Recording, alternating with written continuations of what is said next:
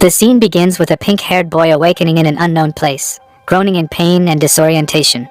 He wonders if someone had attempted to bury him, but upon trying to open his eyes, he realizes that he can see through the coffin. This surprises him, and he decides to look around his surroundings. He notices many people, including a brown-haired girl, standing near the burial site where he was being interred.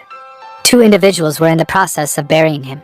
One of the two people digging the grave approaches the brown-haired girl, telling her that she need not have come alone and that they could take care of the matter themselves. However, the girl silences him and thinks to herself that she needed to make sure that the boy was indeed buried so that she could find peace of mind. In this scene, the pink-haired boy introduces himself as Jiang Chun and reveals that he was considered a fool in 8 villages for 18 years. However, his life changed when he was brought into the Gu family and married Miss Guanxi.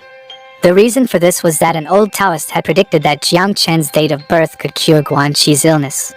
Jiang Chen explains that after the wedding, Guanxi deceived him with her fake care, and once she recovered, she poisoned him. To make matters worse, the Gu family agreed to this because they did not want to admit that a fool was their son-in-law. As Jiang Chen lay dying, a powerful spirit had fallen to earth and was attempting to take over his body, but it was accidentally absorbed by him.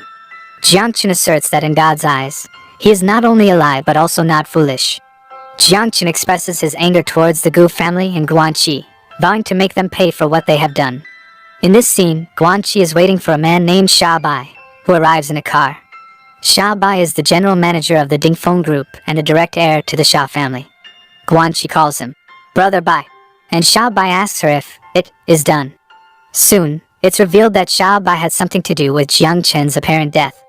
Sha Bai expresses his disdain for Jiang Chen, calling him a dog, and Guanxi reassures him that she will declare to the world that Jiang Chen died of illness.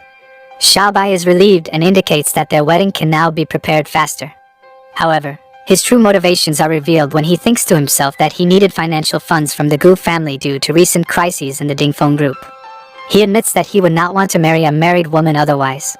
As Sha Bai and Guanxi start to be physically inside the car, Jiang Chen unexpectedly emerges from the place where he was buried, surprising the two people who were burying him. They mistake him for a ghost. Sha Bai and Guanxi are completely taken aback and frozen with shock to see Jiang Chen alive and standing in front of them. Jiang Chen, on the other hand, seems to be calm and composed as he greets them casually. "Hello, are you having fun?" Despite being questioned by Sha Bai and Guanxi as to how he could possibly be alive, both of them are still in a state of disbelief and consider Jiang Chen to be a ghost. With a sly grin on his face, Jiang Chen pulls Sha Bai out of his car and hurls him onto the ground, relishing in the sight of his enemy's humiliation. "Playing with my wife? Hee!" he sneers, a hint of menace in his voice. Jiang Chen then turns his attention to another foe, Guanxi, whom he had previously buried alive. With a swift motion, he digs up the spot where Guanxi had been interred and tosses her and Sha Bai into the pit together. Those two plead for mercy, but Jiang Chen is not one to show mercy to his enemies. "Killing you would only soil my hands," he declares. "I'll deal with you using cheap tricks, and then I'll call the reporters so that everyone in the city knows what kind of scum you are." As he walks away from the scene, Jiang Chen's thoughts turn to a mysterious soul that he has recently absorbed. Through this soul, he has gained access to the memories of a powerful entity known as Xiang Tianzuan. In these memories, he sees a world teeming with monsters and fierce warriors, and he learns of the many extraordinary techniques, medical skills, enchantments, and alchemy that Xiang Tianzuan had mastered. Despite the wealth of knowledge that he has gained, Jiang Chen knows that he will need to rely on his own spiritual energy to practice these techniques. As the morning sun rises over the horizon, Jiang Chen awakens from a restful night's sleep. Despite feeling comfortable and well-rested, he realizes that the spiritual energy in the surrounding mountain range is extremely thin, which may hinder his cultivation practice. However, Jiang Chen is not one to be discouraged by such setbacks. With a fierce determination in his heart, he proclaims, "But since God won't let me die, then I, Jiang Chen, will surely live this wonderful life." Meanwhile, at Jiang Chen's home, a group of unwelcome visitors arrives at his home. They demand payment of a large sum of money, 100,000 yuan, and give Jiang Rua, his 16-year-old sister, a deadline to repay the debt. Jiang Rua pleads for more time, but the visitors are adamant that they want their money back. The situation takes a darker turn when a red-haired man suggests that Jiang Rua pay the debt with her body if she cannot come up with the money. However, Jiang Rua resists this vile suggestion with all her might.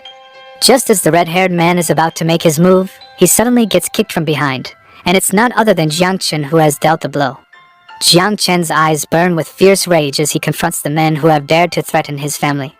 "Let's see who dares to touch my sister," he declares, his voice ringing out with a confidence born of his formidable strength and unwavering courage. People were surprised to see that Jiang Chen had a different personality. Chen challenged the bully to come together if they wanted to fight him. One of the bullies called him an idiot and said that it wasn't against the law if he killed them. This made a red-haired man yell at Jiang Chen and threaten him for not thinking he had to pay. Jiang Chen said he would pay the money. The bullies were shocked to hear this because Jiang Chen only had 3 days to pay. Bullies threatened Jiang Chen's sister if he doesn't pay them money. Jiang Rua shares his concern with his brother, Chen, about the situation. Despite being away for some time, Chen empathizes with his family's plight and offers reassurance. Chen asks why they have so much debt, and Jiang Rua explains that their father was angry and sick after being kicked out of Gu's family when they tried to visit Chen. Having no money, they borrowed 3,000 yuan from Gurdon, but the interest rate kept increasing, and the debt ballooned to 100,000 yuan. The bullies are now after their family to pay the debt, which has put them in danger. Jiang Chen shows his determination to take care of his family in their time of need. He recognizes the gravity of the situation and is willing to take on the responsibility of earning money to help his family pay off their debt and support their father's treatment. Jiang Chen's father, however, expresses his skepticism about the situation, as he believes that their financial situation is so dire that treatment may be impossible without money. Nonetheless, Jiang Chen remains steadfast and committed to finding a solution, assuring his family that they can count on him to take care of things. Jiang Chen has just used his healing powers to help his father feel better, leaving him feeling more youthful and comfortable. Chen's mother is surprised by this sudden turn of events and questions her son about what's happening. Chen reassures her that he will explain everything when the time is right, and he proceeds to check both of their health. In the next scene, Jiang Chen is at the Rakang group, and he discusses the company's history with his companions. The group has been in competition with the Gu family for decades, but they have always lost. Jiang Chen sees an opportunity to ally with the Rakang group since the enemy of his enemy is his friend. He decides to start with this group to achieve his goal of earning money to pay off his family's debt. Jiang Chen enters the Rakang group looking for form.The, the chairman of the company. However, upon arrival, he is greeted by a receptionist who seems surprised to see him. Suddenly, a brown-haired man arrives and recognizes Jiang Chen as the son-in-law of the Gu family who was recently kicked out for allegedly molesting someone's nanny. The brown-haired man warns the receptionist to be careful and tells Jiang Chen to leave. However, when 2 bodyguards try to attack him, Jiang Chen uses his strength to knock them away with a single punch. Jiang Chen's unwavering determination and confidence are evident as he confronts the group of bodyguards blocking his way to see form.The, the chairman of Rakang group. Despite their threats and attempts to intimidate him, Jiang Chen remains unfazed and resolute in his goal. When the bodyguards attack him, Jiang Chen's impressive fighting skills are on full display as he effortlessly dispatches them with just 1 punch each. This demonstration of his physical prowess leaves both the brown-haired man and the receptionist in shock and disbelief, questioning how this fool could be such a skilled fighter. As the bodyguard trembles with fear, he exclaims in a trembling voice, "You! Stay away from me!" His heart races with anxiety as he looks upon the imposing figure before him. Jiang Chen, however, remains undeterred by the bodyguard's outburst and reiterates his demand with a firm voice. "I told you, I want to meet form.The." The receptionist, sensing the urgency of the situation, acquiesces to Jiang Chen's request with trepidation. Yes, I will call him immediately." After placing the call, she informs Jiang Chen of the chairman's request. "Sir, the chairman has asked you to go up to the top floor first." Without hesitation, Jiang Chen makes his way to the top floor where he is greeted by a woman with brown hair. Her eyes lock onto his as she asks, "Are you Mr. Jiang? Please follow me." As Chen follows the lady, he can't help but think of her body and how he wishes she was wearing a uniform skirt. He then suddenly uses a skill that allows him to see underneath clothes and remarks that Xiang Tianzuan, the mysterious soul within him, really knows how to play as he possesses such a skill. The lady then notices Chen's nosebleed and asks if he is okay, to which Chen brushes it off and continues towards form.This office. Upon entering, form.The comments on how Chen doesn't look like an idiot as everyone says he is. Chen gets straight to the point and offers a way to help form.This company surpass the Gu group and become the #1 pharmaceutical giant in Xianshuan City. form.The is surprised and asks what Chen is relying on and what he wants in return. Chen confidently asks for 100,000 yuan once everything is done and requests to borrow form.This lab for an hour. form.The orders the brown-haired lady, Xiaohe, to take Chen to the lab and make the necessary arrangements.